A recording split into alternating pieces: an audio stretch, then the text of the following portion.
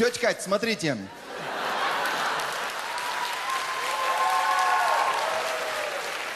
Тетя Катя, давайте дружить. И что нам с этой дружбы? Мы вам в аренду земли будем давать.